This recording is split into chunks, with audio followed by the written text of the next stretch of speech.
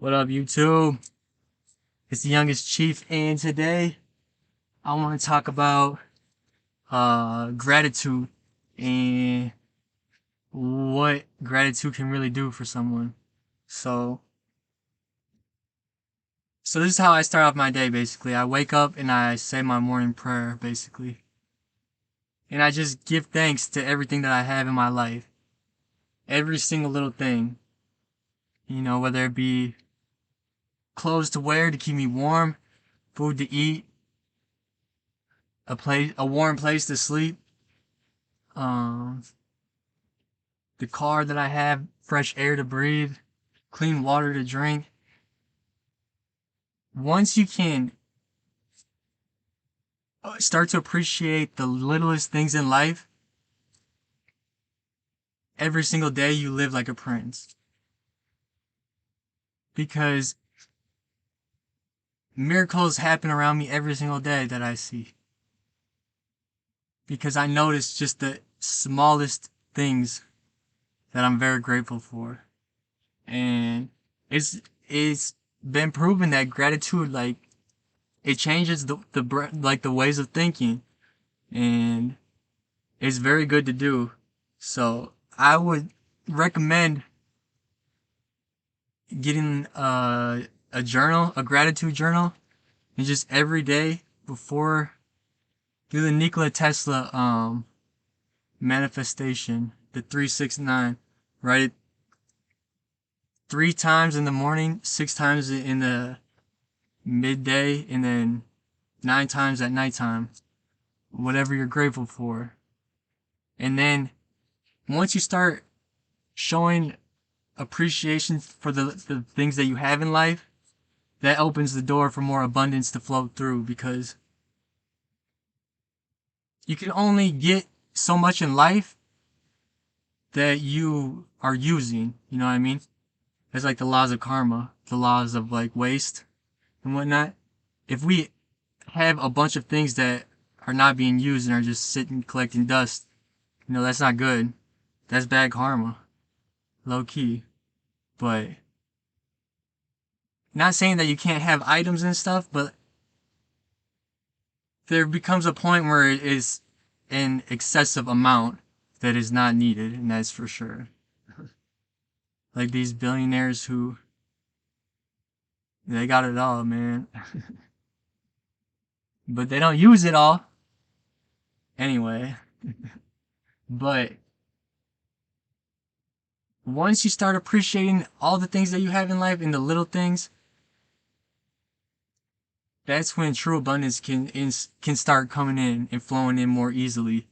And they say, or the laws of the universe state that if we aren't showing appreciation and gratitude for the things that we have, that's when we begin to lose them.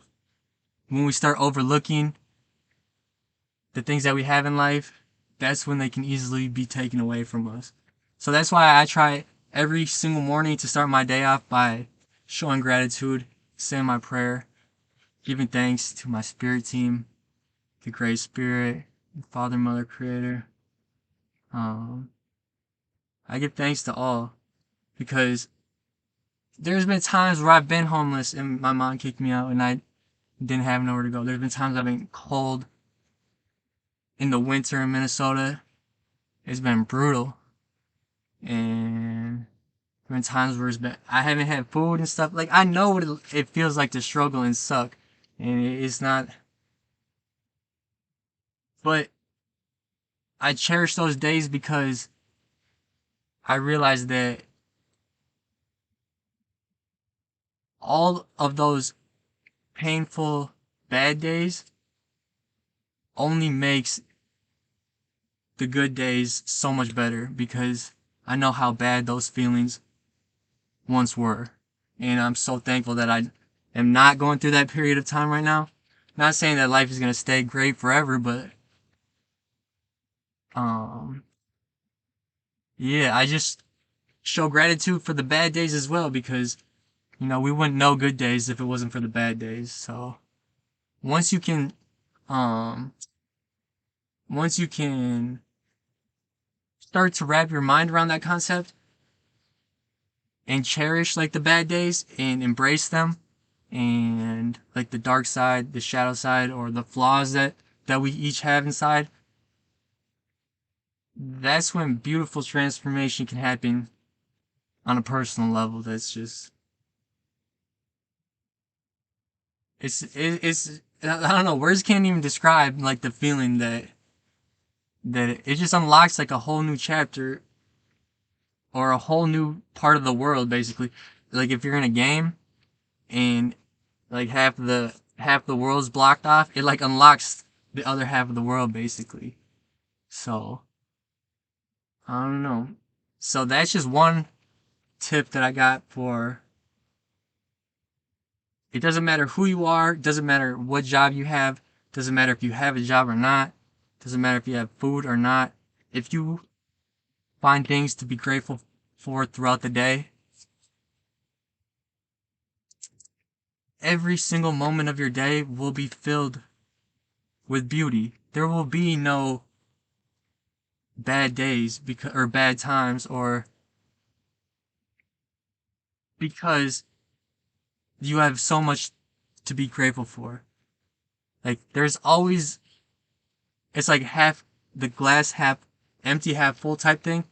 Like we always should be focusing our mindset on the glass half full, right? So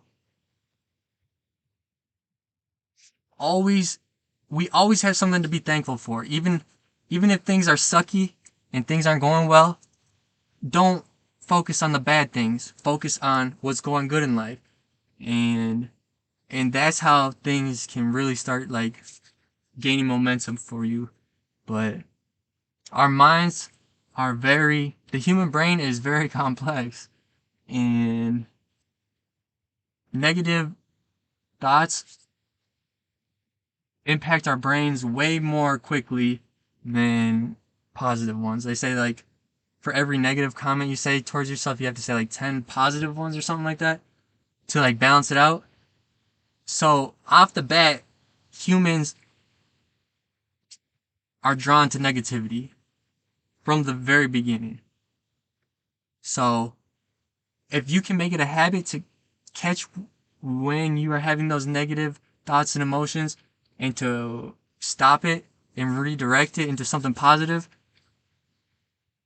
that is a huge tool. Like that is then you can never be knocked off of your foundation. You can never be, you know what I mean?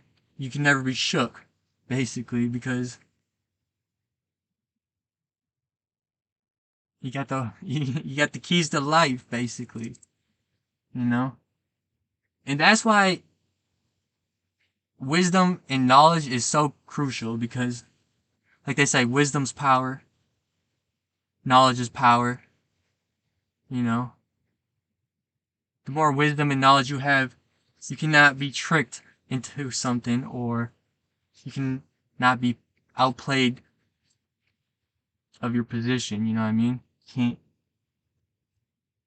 you have better chances of not letting someone take you out of your position, if you know what I mean?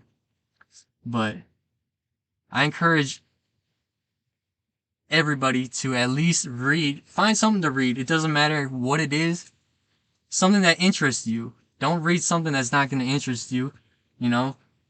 If you like grapes, I don't know, read about grapes or something, or read about, I don't know, read about all the changes going on throughout the earth.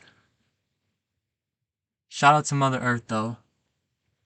And that's another huge thing I want to talk about, is the tectonic plates are shifting like right now. And everybody thinks it's global warming. And yeah, global warming, like obviously we play a part in global warming, but who knows what the temperature would be like at this moment if humans didn't exist. You know, that's not for us to decide. But anyway, we're not helping the cause. But the reason why all these natural disasters are happening throughout the world is because the tectonic plates are shifting. The Mayans, the keepers of time, shout out to the Mayans. 2012, in the age of the Aquarius, which was 2019, 2020, I think. That marked the precision of the equinox. And the precision of the equinox is when the north and south magnetic poles shift, right? So, of course, when the poles are shifting, it's going to create a bunch of different weather. Like, there was a time period when Atlantis was flourishing, but Africa would have had the second largest, or maybe even the largest lake in the world, Africa. Where in America, when we hear Africa, we just think dry, right? That's what they tell us. But the poles have flipped again. That's why, like, places like the Great Lakes in Minnesota, I'm guessing that was one body of ocean at one time. Or like the Badlands in the Dakotas. Like, it just looks like it'd be the bottom of an ocean, doesn't it? You know what I mean? And what's the dude's name? Paul Bunyan with his ox? Betsy or whatever. We had so many. Yeah, shout out to Betsy though. But anyway, so when Africa had a bunch of water occupying its space, what do you think America looked like? I don't know, it's probably gonna be reversed, right? We're gonna probably have way more dry season, basically, than Africa. But it's changing again. Like the poles are flipped. So that's why that's why, Hawaii and the volcano just keeps erupting. It's because it's creating new land. That's what Mother Earth does. And places are being ripped apart too. Like, I'm pretty sure California is about to be off the map. For real. But same with Minnesota. Minnesota lies on a major fault line. Like, it's being ripped apart. And the only reason I know that is because I was in the river the whole time, and there's gas bubbles coming up in the river that smell like sulfur. And the only reason that could happen is if there's a break in the crust, right? You know? But the great thing about the precision of the equinox, it's like the revelation, basically. This is the final, this is the conclusion of the story, basically. Is This is for all the marbles, basically. It's, uh, yeah. But the cool thing about the precision of the equinox and why the Mayans didn't have anything recorded after 2012 is because we're entering a brand new time period. Like, we control our own destiny and our own fate. And the reason why they didn't have nothing written is because we get to write the books ourselves right now. And the actions that we take today determine what our future will be like. And it's the most prevalent to what, so the precision of the equinox is like 27,000 years or around something like that. But when the beginning of the precision of the equinox starts, the first 12 years before it and the next 12 years after it determines how much, as like a collective consciousness, we can expand, right? Like, the more inventions, the more better ways of living, more work that we put in those 24 years, like, is the foundation for the whole 27,000 years. So the more active and the more helpful we are towards each other, and the more we're trying to advance, the greater things throughout the next 27,000 years can happen. And I know you might ask yourself, like, what does 27,000 years matter? We only live 80 years, 100 years maximum. But our souls are forever. Just because you're alive at this moment in time doesn't mean that you won't be alive in another moment in time. And if it were up to you, once you want the time that you're going to be coming back to be flourishing, doing well, right? It's more about putting yourself outside of yourself and taking a step back and setting up everybody for a better future, not just ourselves. You know what I mean? In today's day in society, we're so focused on our individual needs and our individual self, our own goals, our own, you know what I mean? But if we can take ourselves out of ourselves and think about everybody else and how we could make a better world for everybody with just little things too. We ain't even gotta change the world by ourselves, because that's impossible. It's all about the little things, right? You know what I mean? If you're chasing your goals and your dreams, it don't happen overnight. It's all about making them little differences in them little habits, and that stuff. And then you look back like 6 months, and you're like, I came a long way. You know what I mean? It don't happen overnight. But if I'm gonna be alive in this time, I might as well try to make the best of it instead of just sitting in misery and just sitting in my own pity party, just mad at the world. Like, this sucks, this, that, woo, woo. Why? Like, that just don't make sense to me. There's so much to be thankful for. There's so much that could bring you joy and happiness and a smile on your face by just looking outside. Just look at a bird.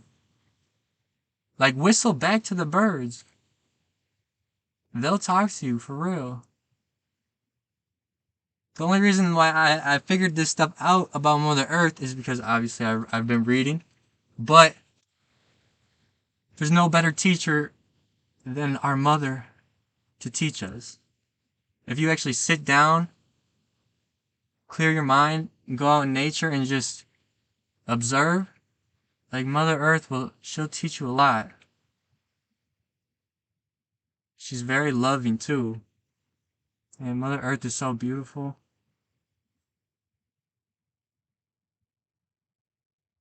It's so crazy how much we destroy her too. How much garbage we create, how much pollution and stuff. But the one thing about Mother Earth is that it don't matter. She'll regenerate herself for sure. She has her own spirit. And before she lets humans destroy her, she'll destroy all humans. Like, she ain't dumb. You know what I mean? But that's why it is important to live in harmony with all things. I say in the Bible that all these natural disasters will happen in the end of the days.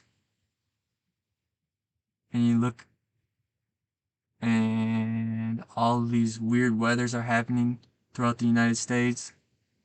Everything is changing. It's because we're not living in harmony as well. And we can keep the poles balanced as a collective conscious with our masculine, feminine energies. But we have to be centered, right? That's what life's all about, is being centered as a collective, not just within ourselves, but as a collective. But if we can get to that point where everything is in the middle and balanced, just imagine like the things that could be possible in life.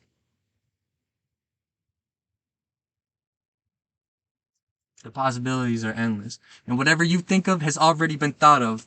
It's not new. It can exist. And maybe it is new, actually. I take that back. Maybe someone hasn't thought of that vision or that way of doing things or whatever. But you have, and now you can go and create it. So that's just amazing about that. But anything that you can think of is possible. Doesn't matter what it is. All things are possible with the Great Spirit, you know. If I was chasing my own dreams, my own will, and what I wanted for myself in life, like I've already tested that out and I've gotten nowhere in life. I've been homeless. I've been in like 10 treatment centers. When I chase the things that I want for my life, that's when things go wrong. You know what I mean? But when I live to seek out the Creator's will for my life, anything is possible. With effort and trust and faith, you can make anything happen. Not you can, the Great Spirit can. And you must allow yourself to be open so that the Great Spirit can use your body as a vessel to complete, the objective or whatever you're trying to accomplish, right? And that's what divining is, or divination. I don't know if I'm saying it right. Deviation. Yeah, that's it. Where people channel like spirits. Most of the time they think it's negative spirits, but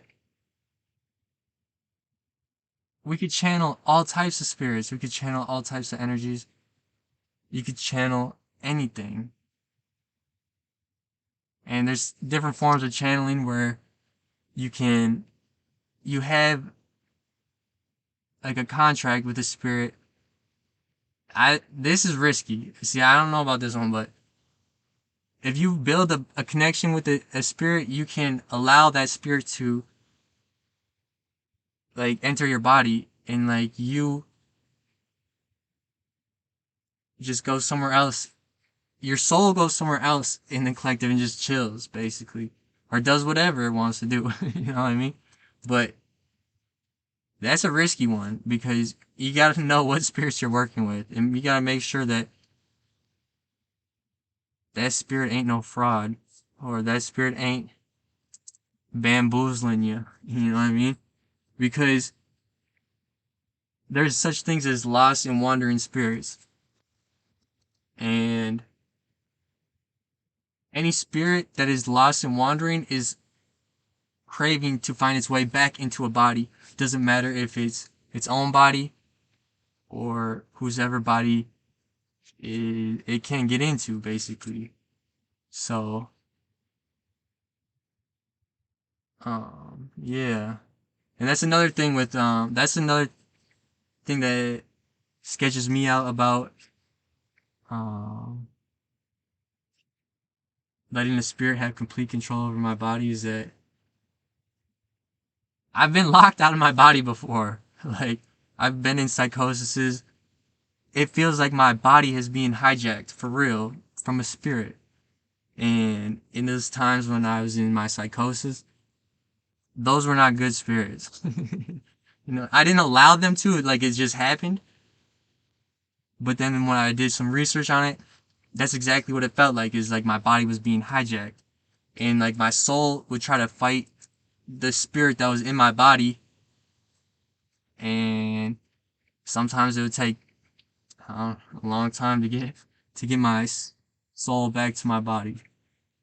But one time when I was at the hospital, I think they gave me like 7 or 8 shots of like Xanax or lorazepam to get me out of my psychosis.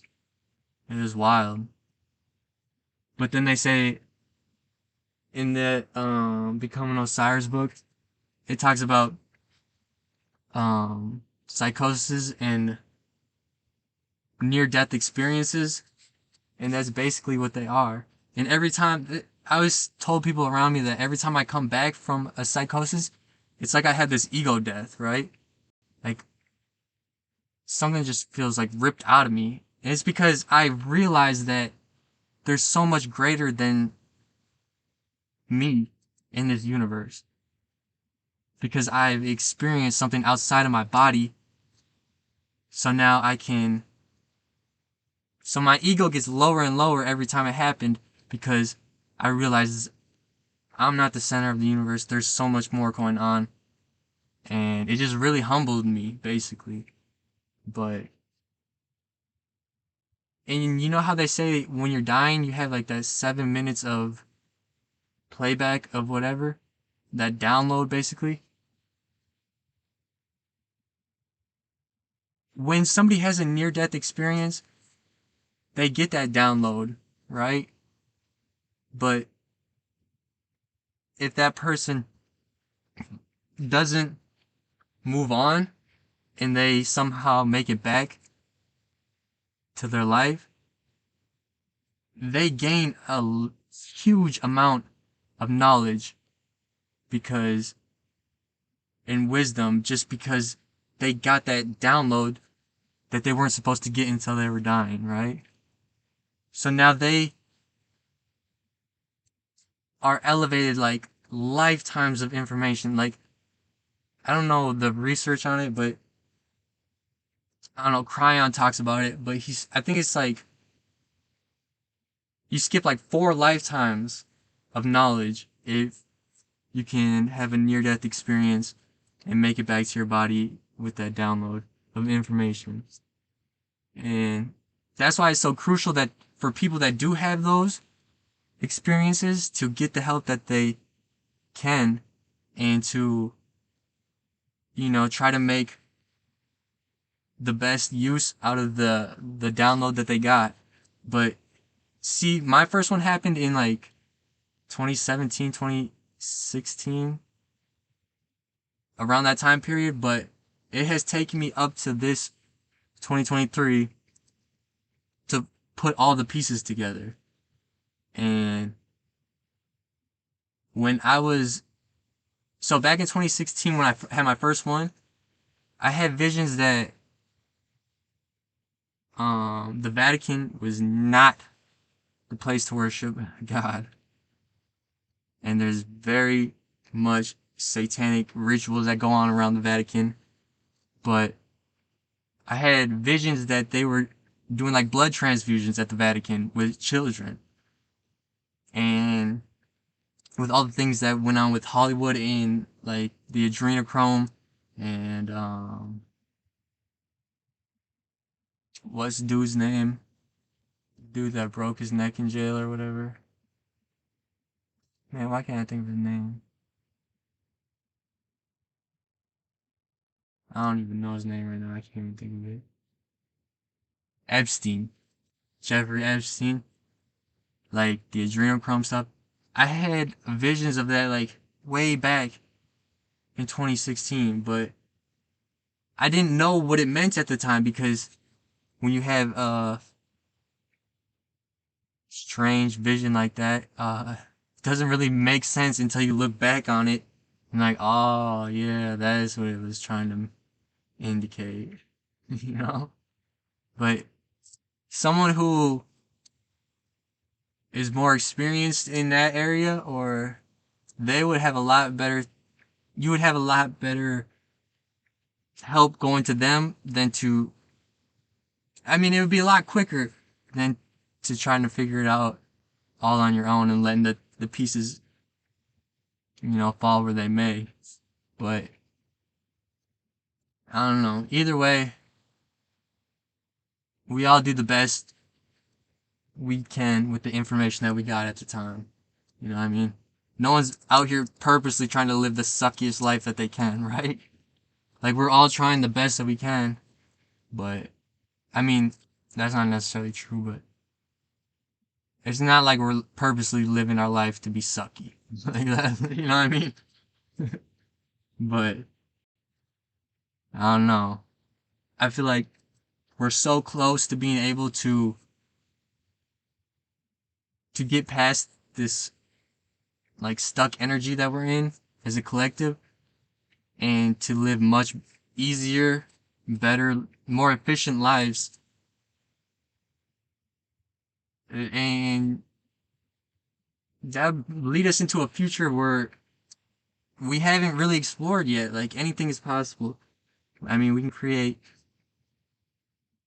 uh, free energy from the sun,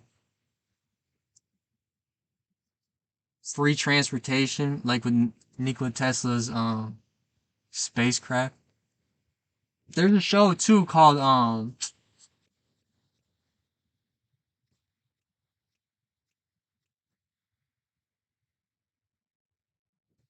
I can't even think of it.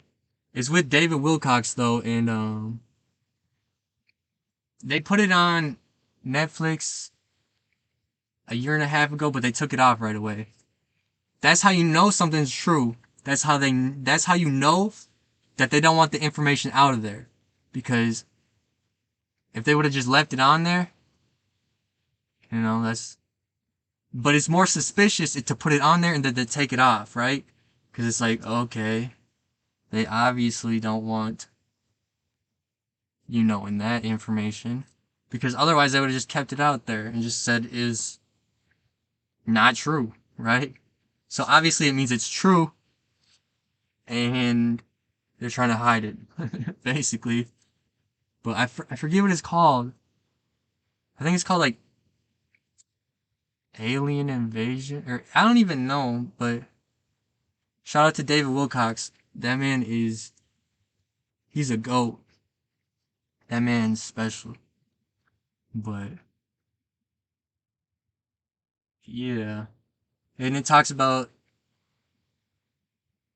the International Galactic Union, which is like extraterrestrials basically working together amongst themselves and forming treaties basically. And they have treaties with humans on Earth as well. Because when we set off the atomic bomb, we're all connected, right? Throughout the whole universe. So when we set off an atomic bomb, it sent shockwaves all the way back to the sun.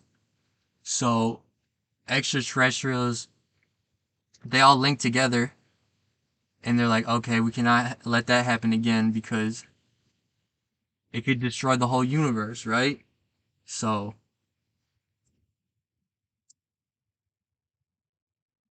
that's why I feel like things had to get better regardless because they can't get any worse and they're like the extraterrestrials are basically forcing us to come together and work together.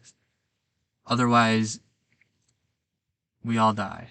Like, we have two options, but them are the ones we got. But once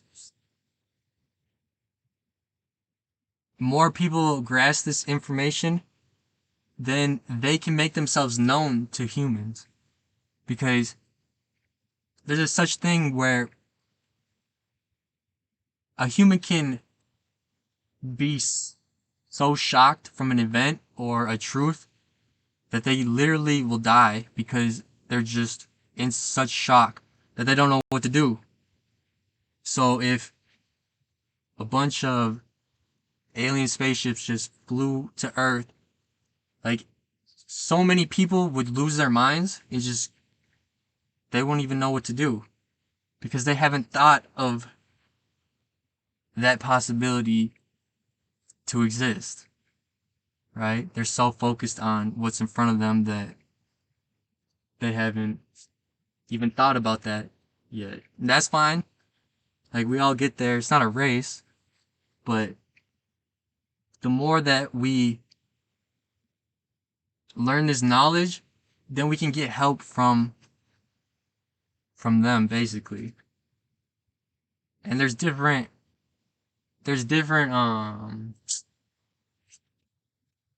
there's like different races basically throughout. So there's the Pleiadians, the Anunnaki,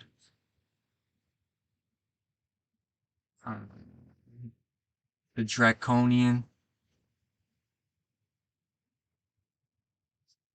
the Lemurians. Um, I don't know. There's a bunch of different ones, but and chances are, if you get to know yourself better, you may end up finding out that you have lived lifetimes on those planets as well. You know what I mean? And there's this thing called soul retrieval. So basically, and every time we experience trauma, our soul breaks a fragment off as a way of saving ourselves, right? So let's say in a lifetime you have 100 traumatic experiences and you have 100 broken soul fragments laying around. So basically, those soul fragments are stuck in that time. And with the help of a shaman or even just doing your own healing, you can go back in time and retrieve those broken soul fragments. And this is the tip on how the best way to start doing that is. So you try to think about the last traumatic experience you have, and then try to remember every single detail that you can about it. So then it puts your mind back in that time frame, right? And then what you do from there is you tell yourself what you could have done differently to make the situation better or to have a different outcome. And that is how we learn, and that is how we grow, and that is how we get our soul fragments back. And then basically, once you have healed from that soul fragment, that allows all of that time to be free again. So you can think of all the, like, up until that past traumatic experience. You get what I mean? You can only think so far back as your last traumatic experience, right? And then everything else is blurry. But the more that you go back in time, the further and further you will remember. And that's one way of time travel, basically. All these ideas and stuff that seem so complex, it's all symbolic. It's really very simple, but us as humans like to make it as extremely difficult as possible when it doesn't need to be like that, low key. It's really simple. It's just the way that we interpret it and perceive things to be. But yeah, that is some of my spiritual knowledge and wisdom I have to shed on to y'all. I hope you guys like this, and remember to stay grateful. Be thankful for the things you have. Be thankful for the things that are on their way to you. And spread light and love to all those around you. Love you guys. Peace.